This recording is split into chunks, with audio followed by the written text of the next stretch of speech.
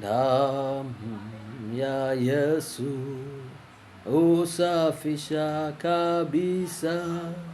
Damu ya Yesu husafisha kabisa. Baba, damu ya Yesu husafisha kabisa. Damu ya Yesu husafisha kabisa.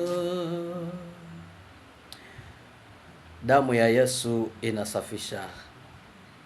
Watumishi wa Mungu, sisi wengine hatukuwa hivi tulivyo, na hatukustahili tuwe hivi kama tulivyo, lakini because of the blood of Jesus tumekuwa hivi, tumesafishwa. Unaweza ukatuona vile tulivyo wachafu, lakini damu ya Yesu imetusafisha. Acha na wewe mpendwa, damu ya Yesu iendelee kukusafisha katika jina la Yesu. Damu ya Yesu isafishe maisha yako. Damu ya Yesu isafishe kazi yako. Damu ya Yesu isafishe biashara yako.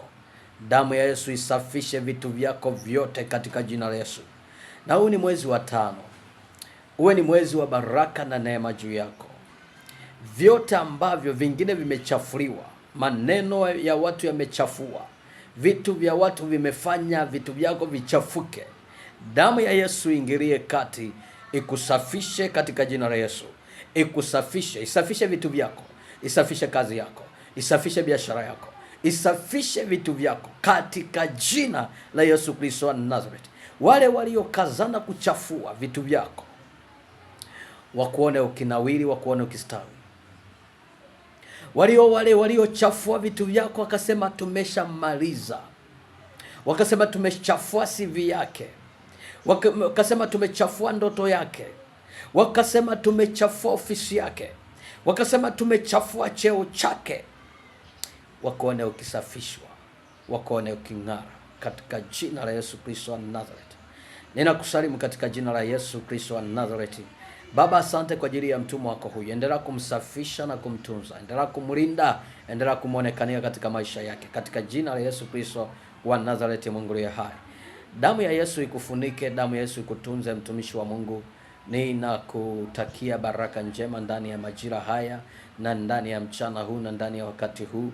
Baraka za Bwana ziwe pamoja na wewe, na Mungu awe mwaminifu juu ya maisha yako, na Mungu awe mwaminifu juu yako. Asante unayetufuatilia katika mtandao wa YouTube.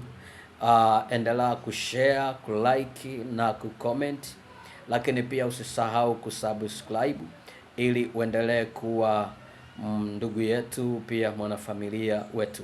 Baraka za Bwana ziwe pamoja na wewe, lakini pia endelea kutufuatilia kupitia